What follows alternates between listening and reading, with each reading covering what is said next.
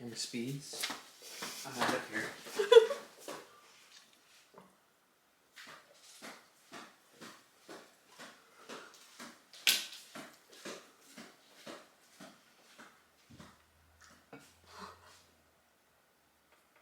You good?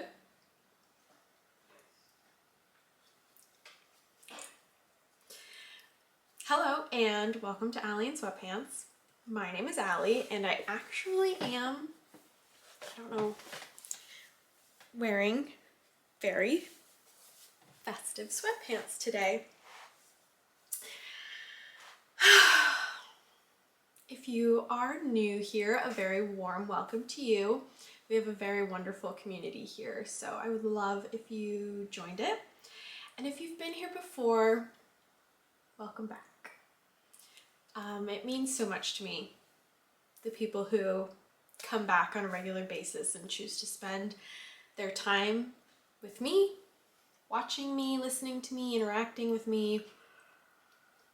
It's just very nice. So thank you if you're new, thank you if you're returning, just thank you. I never really remembered to say this, but I'm coming to you from Southern California, where it has been boiling hot recently, but the last couple of days has cooled down pretty significantly, hence being able to stand sweatpants. I just ate a cookie and I'm very self-conscious of whether or not I have cookie in my teeth. But yes, this is a knitting podcast. So I guess we'll just get right into it. I feel like Cherie from the Ollie and Bella podcast because I have my little like project basket. I used to keep everything on like 1/3 of our couch that we don't really use too much. It's like an L couch, so I would put all my projects on the L so they were like out and I could see them, and so I would know to like work on them. But because we're still renovating our house, it feels like nothing has a place, nothing has a home, so it just generally feels like a cluttered house. And so having 1/3 of the couch cluttered as well was like, can't do it anymore. So I got this beautiful basket and it's been great. I've been loving it. And so I don't have everything all neatly set aside for me to like pull and talk about. So I'm just gonna pull from the basket and we're gonna go from there. So it's not gonna be in order of like finished to, oldest to newest, but who cares? So the first thing I'm going to talk about is actually one of 3, because if you've been here before, I kind of have this thing where when I make a pattern, if I really enjoy it and it's semi-quick, I make it again and again and again. I've done it with socks, I've done it with ripple bralettes. It's just kind of a thing for me. So this is the Sophie shawl by Petiteknit, which I consider more of a scarf than a shawl. Okay, here's the thing. It comes in a few different sizes that you can make. Let's see, this is kind of hard to, there we go, maybe? It comes in a few different sizes that you can make it in. And generally, I think I was going for the second size. I think there's 3, and I was going for the middle size. But with this one in particular, I had 2 skeins of this yarn. It is Lion Brand's Just Hemp. 100 grams is 93 yards, and it's 100% hemp in the cocoa colorway. Focus on this, please. There we go. In the cocoa colorway. which is kind of like a, that's pretty accurate, like light beige gray with like a tinge of, I don't know. But like I said, it's 100% hemp, and this is actually going to be a gift for somebody that I know loves hemp. I'm not gonna say who because I don't think they will watch this, but there's a chance that somebody in their life will watch this. So I'm not gonna say who, but it is a gift, and I actually modified this one a little bit. So I left the stitch markers here. I can't remember like which way, but let's say, no, those are the decreases. Okay, so I increased as instructed in the pattern up until here, and then I decided that that was thick enough for a scarf. I didn't really want it to go any wider. So from here to here, I didn't do any increases at all. I just knit, and somewhere around the middle mark between these two is where I joined in the second skein. When I joined in the second skein, I think I did 4 rows less than I did on the first skein, just so I would have a little bit left over at the end. And then once I hit that point, I did the decreases. So it doesn't have the exact same shape as the actual Sophie shawl, but I still think it's really nice, and I still stand by. I think that that's a really good width for a scarf. So another thing that I do with the Sophie shawls is every increase row, I use my little like row minder clicker to count them. I find that kind of helpful. I didn't do that with this one because I was just going till I ran out of yarn. And then another thing that I do is on the cast on edge, I've already took this one off, but on the cast on edge, just like right here, I will put a stitch marker on the wrong side because you increase and decrease on the wrong side. And that just sort of helps me, like sometimes I'll go, oh, it's an increase. And then I'll look down at my little starter and I'm like, oh, it's actually not an increase because the stitch marker is not on this side of the work. It's the next row will be an increase. So yeah, I don't know, in case you wanted some Sophie shawl tips. They're not really tips, but so that's my first Sophie shawl, which was actually I just finished this one last night. This was the most recent one. So then the other two, oh dear.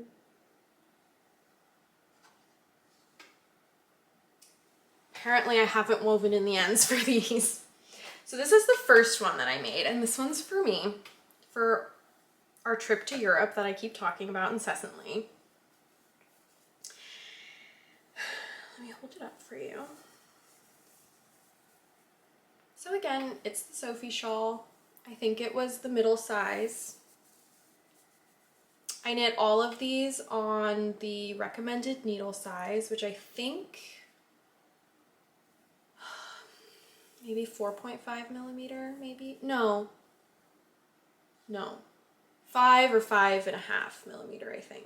But anyway, this one I knit out of a one-of-a-kind 100% organic cotton colorway that I ordered from Terrapin Fiberworks. I'll try to. It's kind of hard to show because it's a bit darker. It's pretty nice. So overwhelmingly, it looks like a dark scarf, but then when you come up close, you get to see the beautiful colored variants. And on this one, I actually ran out of the first ball of yarn. I got it in a, it was sold in like a pairing, and the pair was similar but not the same. So I think I ran out around here. Let's see. No, there's no real easy way to show this, but I think I ran out around here, and they're similar enough that you're never really going to you're not really gonna know that they're two different balls of yarn. But the second one was a little bit more orange toned and had less color variance. Oh no, itchy, itchy, itchy, always itchy when around yarn. A lot less color variance than the first skein. So that was the first Sophie shawl that I made. And then after I finished this, I was like, well, Chris is my boyfriend, you need one. Like, you don't have a scarf. Actually, he does have a scarf. He has a beautiful scarf that my mom crocheted for him. And he actually pointed that out. He's like, I do have a scarf. I have the scarf your mom gave me. And I was like, yeah, but you don't have a scarf that I've made you. So I was like, you need a scarf for Europe. Duh. So I made another one, and same size, same needles, and this was in leftover yarn that I had from a sweater that I made for my dad. It is the We Are Knitters, the recycled cotton in like the black colorway, but I love it because it's almost tweedy.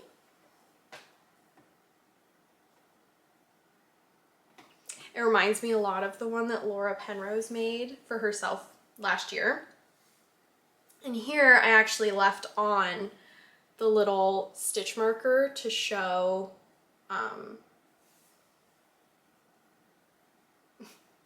the back side of the work, so I knew which side to increase and decrease on. So I'm very happy to have all of these. I can totally see jumping on last year's bandwagon of making these as beautiful gifts for Christmas. I have to say though, I always call this the Sophie scarf because this to me is a scarf, but I know that the Sophie scarf pattern is like the little neckerchief pattern, which I know looks so cute on so many people, but I kind of have a thing about, like, sensorily, I have a thing about things like resting up against my throat. And so a scarf is fine because it's so loose, it just sort of drapes around your neck. But with like one of those tighter ones, I just don't think they're for me. But this pattern would be pretty easily modifiable to make it small like that. So if I ever felt so inclined, I suppose that I could, but yeah, I don't know why I felt like I needed to mention that. It just always kind of confuses me. Like when I see Sophie scarf on Instagram, I'm like, oh, I've been making Sophie scarves. And then I'm like, no, I've been making Sophie shawls, but whatever. So next is another gift made out of more scraps, which isn't that just the best? Scrappy projects in general, like using up your scraps or your leftovers, is so great. But then also being able to use them for gifts, like it's still beautiful fiber that you've already used for yourself or for a loved one, and then you get to use the leftovers for another loved one. I don't know, I just really love it. But surprise, surprise, it's another pattern that I've made so many times now. It's the Oslo hat by, I think every single thing that I'm showing today is by Petiteknit. I guess it's the Petiteknit Show today.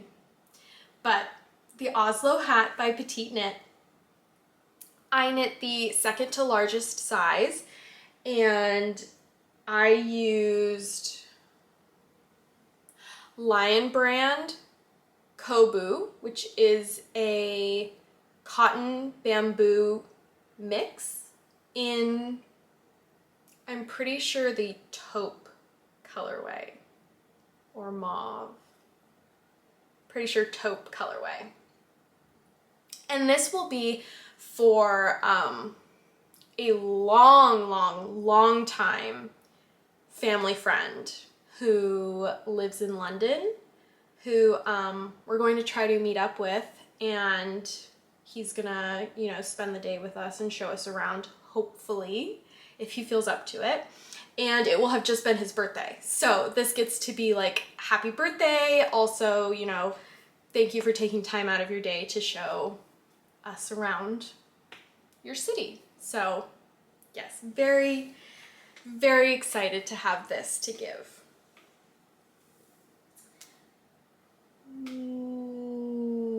Next, let me just grab it. Next is not technically finished because I haven't put in the lining or the zipper, but I'm counting it as finished because the knitting is finished.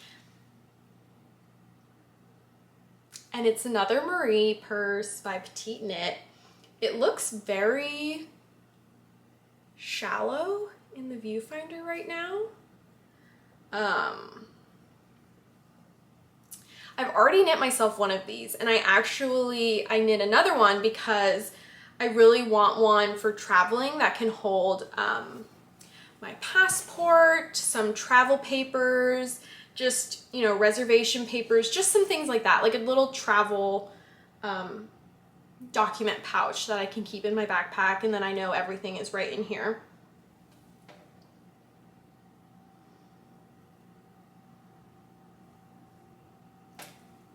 The Marie purse. I really love this pattern. I know she has a couple different stitch counts, or not. She does offer 3 different stitch counts, so different sizes. This is the middle one, which is actually bigger than intended for the middle one because I used thicker yarn and the needle size recommended with this yarn.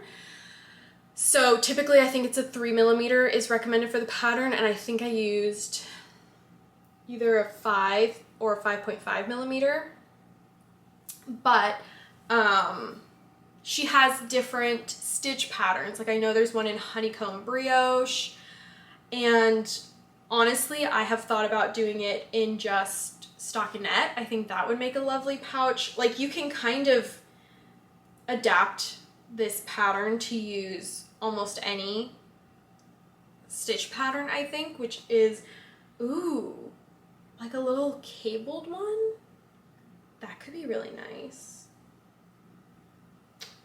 But yes. So I knit this out of this yarn, which I've talked about before. It is the Lion Brand Respun 100% recycled polyester.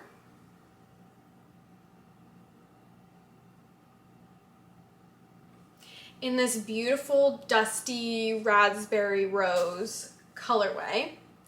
So I think with the rest of this, because I feel like it barely made a dent in this skein, what I might do is I will either make more pouches and maybe like a pair of thick socks, or even a Sophie shawl in this would be nice. I can probably get like a baby's sweater or cardigan out of this.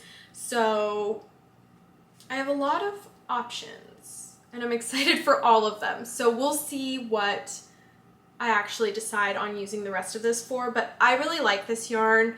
I tend to not use a lot of synthetic fibers unless they are blended in for like a sock yarn, but if I do use synthetic fibers, I love that this one is 100% post-consumer recycled polyester.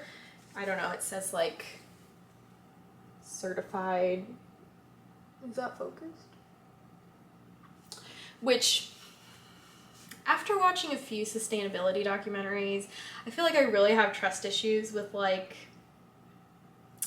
the certified programs and whatnot, and what slides through, but as consumers we do the best that we can and we go from there. This range has a beautiful selection of colors, and I think that they're bringing out new colors. Like I had never seen this one before. And when I went and looked for it, there was actually like, I feel like there were like 10 colors I had never seen before. So it's just a really affordable way to have a pretty nice feeling synthetic yarn that is, you know, you're not creating new plastic. It's repurposing plastics that were already in the world. So just a little aside, but that's my Marie purse. And so all I have to do now is sew in the lining and the zipper. Okay. My last finished object. It's so exciting. I can't believe it's done. I can't believe I actually finished it in time. I have not washed it or anything like that, so it still needs all that done, but I have finished my Moby sweater.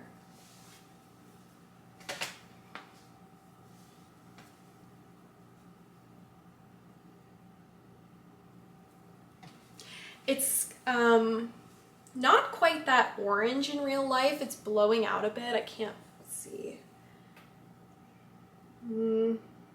No, it's still not that orange. It's more brown. But this, like I said, is the Moby sweater by Petiteknit. I knit it in Patton's linen, which is, I think, like a 60% cotton, 40% linen yarn. I knit the 4th size, and it's beautiful. It's so beautiful. It's a drop shoulder, which I haven't. Have I done a drop shoulder sweater? It's not my typical. Typically, I either do a round yoke or a raglan. So it was really fun to just sort of mix it up. Here you can see where the shoulder joins. And secret fun fact, I could not get this pickup as neat as I wanted to.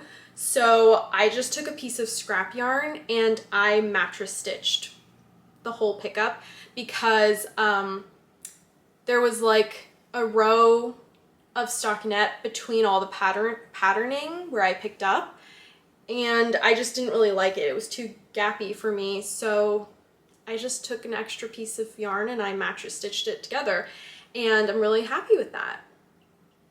I think it looks really nice. There are a few mistakes, which is fine because it's handmade, and it's so funny because in everything that I knit, there is something that I just get like hyper fixated on that bothers me through the entire project. Like almost every row I have to stop and like try to smooth it out or like stretch it out, or it just like irks me so much. And as soon as it's finished, I don't even think about it anymore. I don't even care about it anymore. It doesn't even bother me anymore. So I try to remind myself of that as I'm making it, but to no avail yet. Maybe one day. So something new that I had never done before is actually the neckline. There's a little bit of double knitting in the neckline, in the folded over neckline, and I wonder if that is so it kind of prevents it from like, what's the word I'm looking for? Sagging, stretching out, because, you know, maybe it's like so you don't have to put elastic in it, because double knitting, it does have a tendency to like pull in, I feel like. So that was kind of interesting. I would love to know if anybody knows why that detail is, why that detail is there. I'm very interested. But gosh, it's just such a beautiful all over textured sweater. Like I said, these are the only actual cables in the whole sweater. The rest of it is just double moss stitch or like slip stitches, broken rib. It's just so beautiful. And then on the sleeves, you do another little, oh my gosh, come on, you can do this. Another little panel. In the viewfinder, it looked like I twisted one of these cables the wrong way. Another little panel of cabling. I don't think I really modified anything. I did what I always do on the bottom ribbing, which is I never size down the needle on the ribbing of the body because I don't like it to cinch in. I want it to just sit in a more boxy shape, so I never do that. And oh, the sleeves. I actually only ended up doing 2 decreases on the sleeves because I tried it on and realized I didn't really want it any tighter. So the sleeves are a bit different, and therefore I had way more cuff stitches than suggested in the pattern. So I did size down a couple needle sizes for the cuff just to try to get them a little bit more fitted around my wrist. And they don't hug my wrist, but also they're not like an open bell sleeve. So yeah, it's just so beautiful. And I'm excited to wear it. And that is all of my finished objects. On to works in progress. First, I'll show the works in progress that I've actually made progress on, and then maybe I'll show the ones that I haven't even touched since last time. So my first work in progress that I'll talk about, I just started last night. And it is another Marie purse. So this is also going to be a gift for a friend. That's all I have. Just that. It's that really, but you fold it because it's a purse. So just that. I am doing this one on 3mm needles. It's going to be more or less exactly like the first one that I made myself because I'm using the same yarn. This is by Borgo de Pazzi. I think it's called Hemp 100. It's 100% hemp yarn again in this beautiful like cedar brown, very similar to my sweater. And it's like a very fine, is that helping? Can you see? That's 2 strands held together. It's just a very fine, like lace weight yarn. So I'm holding it together. And this was gifted to me by my friend Martina, who has the We Grow Wild channel, who I love. And so this is going to be a very special gift. Yeah. So the thing I wanted to talk about the Marie purse is, and I will link it below, but it starts with Judy's Magic Cast On, which I had never done before. And so while looking up YouTube tutorials, I saw one where it was like modified Judy's Magic Cast On so you don't have to knit through the back loop on the first round or something like that. I don't know. And that's the cast on that I've just always been doing now for Judy's Magic Cast On. And yeah, I mean, you cast on and then you're just ready to go on your first row. So I don't know if that's typical of the Judy's Magic Cast On where you're just ready to go, or if you do have to knit through the back loop on the first row. But I will link the tutorial down below, which I actually do quite often. Not only do I link all of the patterns that I've talked about down below, but I also, if I have found any tutorials to be especially useful for any of the projects that I've talked about, I try to link them below as well. So I will link that Judy's Magic Cast On tutorial down below.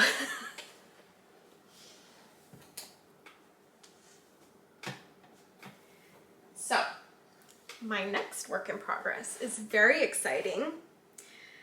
And I think I'm going to enter it into Inga's Dream Knits cowl along with my Moby sweater, because that was a dream knit and this is a dream knit. This I had already gotten like 2/3 of the way through in April before realizing that I had made 2 sizes too small. So I had my boyfriend lovingly rip it all out, which he did, and I put it aside because this was supposed to be my Europe sweater. And then that happened and I was like, well, I guess it's not gonna be my Europe sweater. And then I got a bug up my butt, sorry, maybe a week ago, less than a week ago, to try to get it done in time. And the project that I'm talking about is the November jacket by Petiteknit. And can you already see one of the things that's maybe driving me crazy with every row that I do? Why is it doing that? Why won't it sit flat? Ta-da! It's an all-over brioche jacket, cardigan.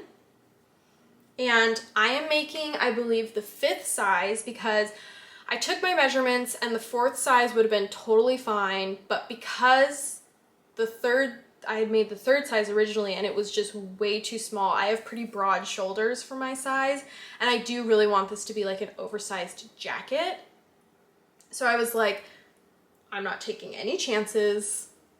I'm making the 5th size and that's that. So look at how beautiful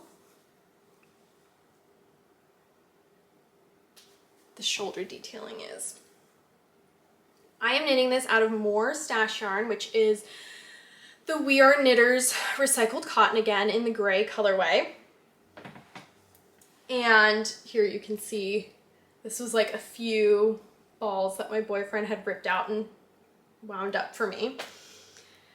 So you knit, you know, like the neck and then down, and then you join for each front flap, and then you join it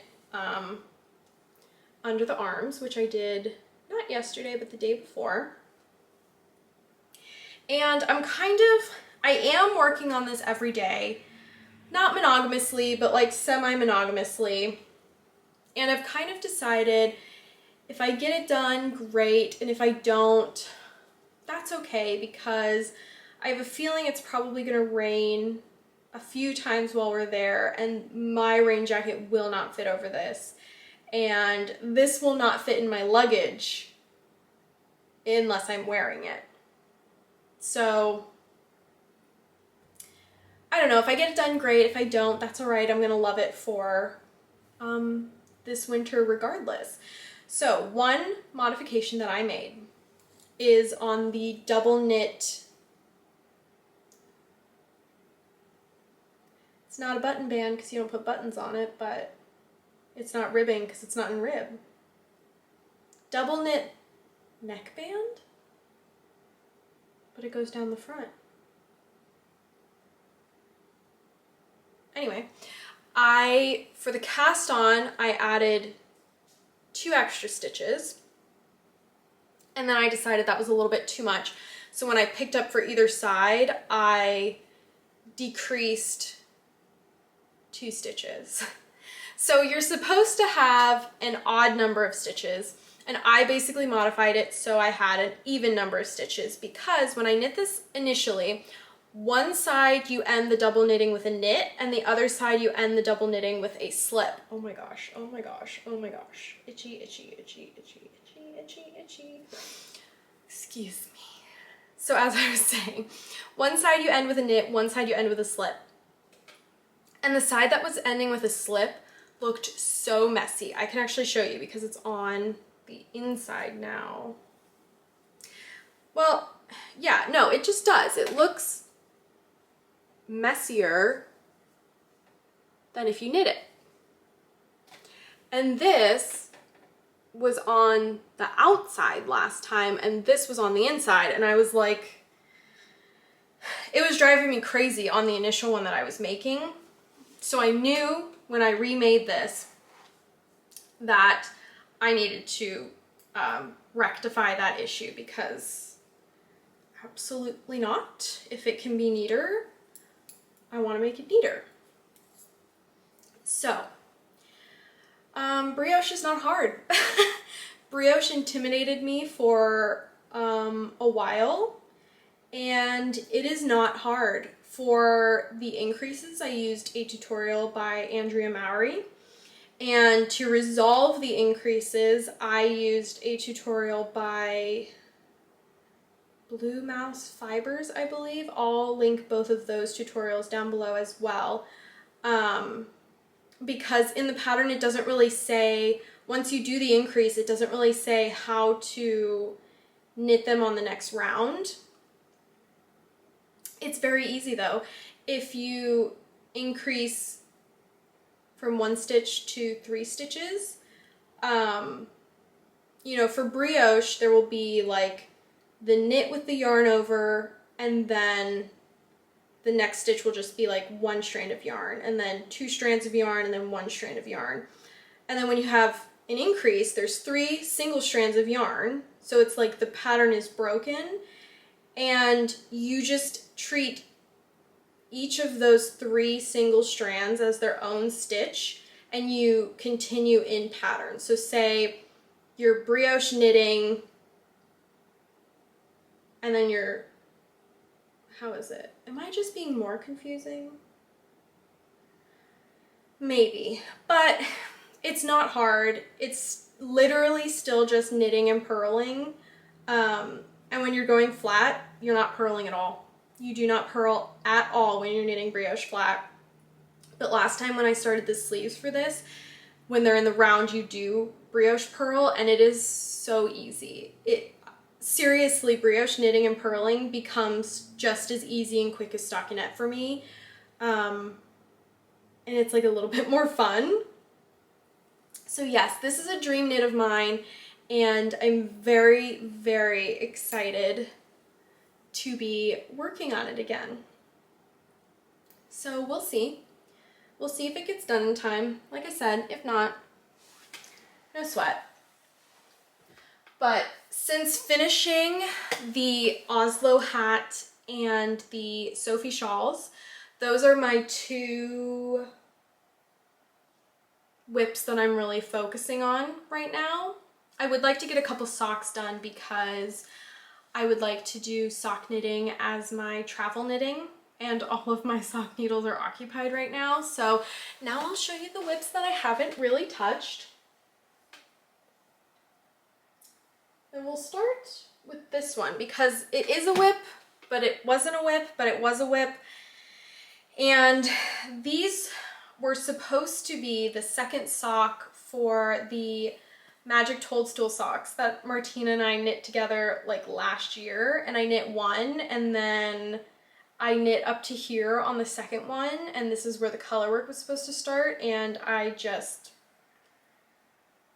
don't find color work that enjoyable. I want to like it so badly, but I just kind of find it stressful, and everything gets tangled, and I'm not a very patient person. So I decided to just turn these into a pair of shorties.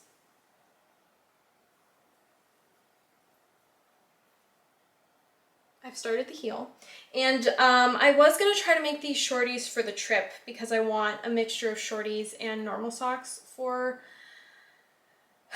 the trip, but we'll just have to see how much I get done if I can prioritize these because I didn't really want to. I am knitting them with Universal Yarns Bamboo Pop Sock solids in this brownish gray colorway and this green colorway.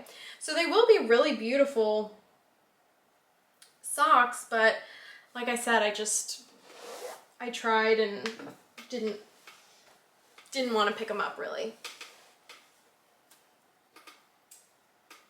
So I still have these 2 socks that I showed last time. My broken rib beautiful Madeline Tosh sock, haven't worked on it. My beautiful veganyarn.com heel toe do-si-do sock, haven't touched it. So one of these I would like to get done before the trip so that I have some needles that I can take with me. And then finally, my Ripple Bralette by Jessie May. Haven't touched it. So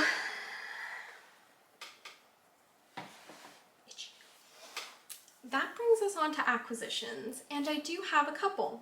So I mentioned the Terrapin Fiberworks one-of-a-kind yarn that I used for my Sophie shawl, and it was actually a big sale that they were having for their birthday. Seriously? Please stop. And so of course I jumped on the sale because I love their yarn dyeing and their yarn. And this was another set that I got. It is their Deer Creek fingering, which is 60% organic cotton and 40% linen. It's a bit darker than that in real life. No, that doesn't help. But it's this beautiful burnt orange. No, it's not that dark. Oh, there we go. It's more like that. Which is beautiful. It's probably gonna be an Oslo hat. And then I got, oops, same in the Deer Creek fingering, which I love. This set, which is so fun.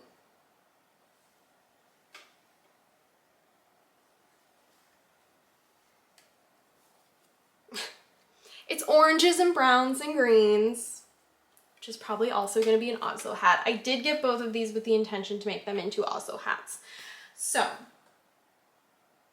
the next is some yarn I got off of Etsy just because okay, really, my nose is driving me nuts, guys. Just because I couldn't resist. We're going to be out of town for all but like a week in October. So we're not going to be able to enjoy spooky season so much in our house, even though I already put up all of our decorations, so we could a little bit. And I had been watching some podcasts where they had like holiday self-striping yarn, and so I ordered some. These are from Tall Pine Yarn.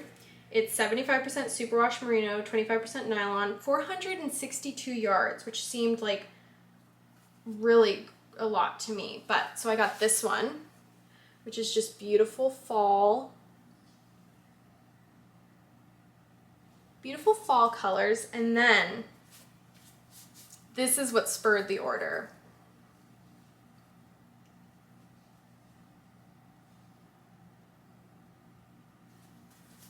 I got this one. So I have these socks from Target from, gosh, I could have been in high school, at least 2015. They were from the dollar section. They're just like little ankle socks and they're fuzzy. And one of them has black and orange stripes and the other one has purple, green, and black stripes. And for me, for Halloween, I love like the purple, green, black, orange mixture. A lot of times I feel like it's purple and green or it's orange and black. This does stripes of all of my favorite Halloween colors together. So I couldn't resist. I couldn't resist. So I bought those. And then my last acquisitions are actually gifts that my mom gave me when she went to Ireland back in like May. And I just keep forgetting to talk about them, but I'm so excited to use them. Oh my gosh, this is so soft. So this is from Townhouse Yarns. It's 80% superwash merino, 10% cashmere, and 10% nylon in the Moonbeam colorway.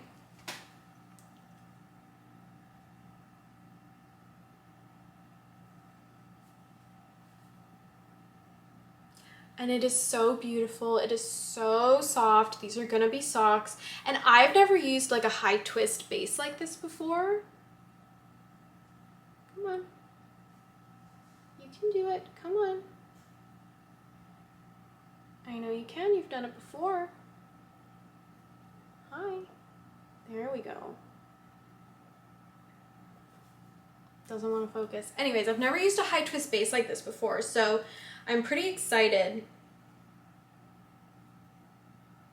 to try it. And then the other one that she brought back, we actually ended up splitting. And mine's in 2 balls because we had a bit of a snarl with the ball winder.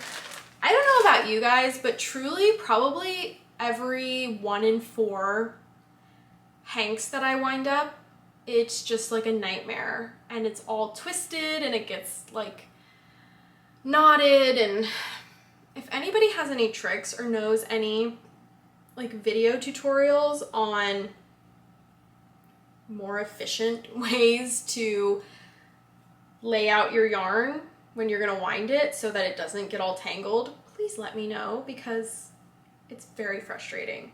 But so we split this one in half, so she has half and I have the other half, and this yarn I think is Life in the Long Grass, and I don't know the colorway, but oh, camera, you can do it. Come on. You can do it. Come on, I believe in you. Okay, what if I start back here? We're moving. We're racking focus. Come on, yes. There we go. No! No! What's happening?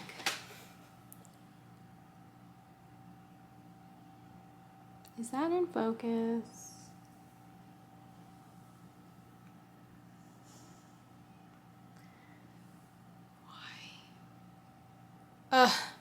Anyway, I think you get the gist. It's a beautiful tonal purple with like some grays in it. And like I said, I have 2, so it'll be plenty for socks. And I'm very excited and grateful that she brought me back some yarn. So yep, that's all the knitting that I have to share with you today. I hope to film another video before our trip, in kind of like a pack with me for 3 weeks abroad or 3 weeks in Europe or whatever type of video where I show what knits I will be bringing and why. So let me know if you'd be interested in that. And yeah, let me know what you're working on if you would like. I love to know what you guys have on your needles or your hooks, or I don't know, whatever, your looms. I don't know, whatever craft you're doing. I love to know what you guys are doing. I love to get pattern inspiration from you guys. And yeah, now I'm just kind of rambling because I feel like I want to keep talking to you guys, but I don't really have anything to talk about. Oh, I guess I could ask here. I asked out on my Instagram, but if anybody has any yarn store recommendations for England, Ireland, and Italy, please let me know. England, we're really going to be all over the place. I know that I want to check out Loop in London. Jack from Slip Slip Ginge recommended that to me.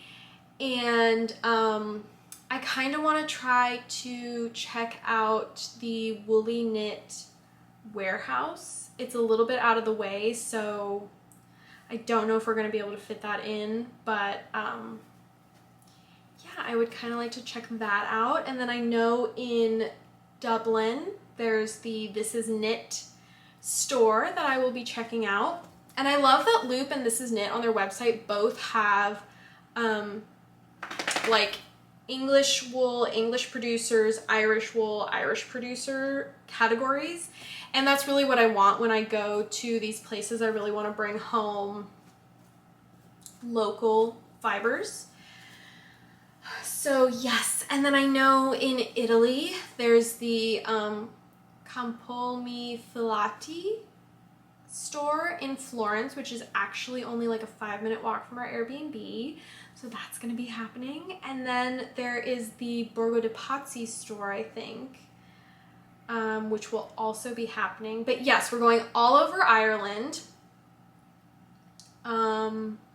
Mostly Ireland. We're doing one day in Northern Ireland. So I hope to do a little order with Emma from the Woolly Mammoth Fiber company. She is the best podcast. I love her podcast. And I'd love to get a couple skeins of her no nylon sock yarn. And then Italy, like I said, we're going to Florence for 2 days, and then we're going to Venice for 2 days.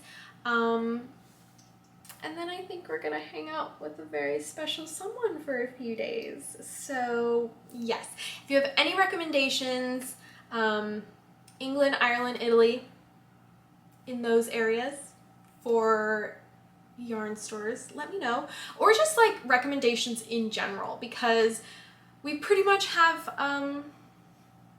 our destinations all planned out, but not everything is booked yet. So when we hear someone who's really excited about a certain location or activity or whatever, we've kind of been like shifting our plans to try to add those in, or replacing something that we initially thought we would do with that. So yeah, I don't know. Let me know if you feel like it. I would be very grateful. I hope that you are well. I hope that if you're not well, I hope that you will be well soon. It will pass. It always passes. If you ever need anyone to talk to, please feel free to reach out to me. I feel like I don't always know what to say, but I feel like I'm very good at listening. So if you just need someone to listen and, I don't know, keep you company, let me know. I'm always available, and I'll be back when I have more to talk about.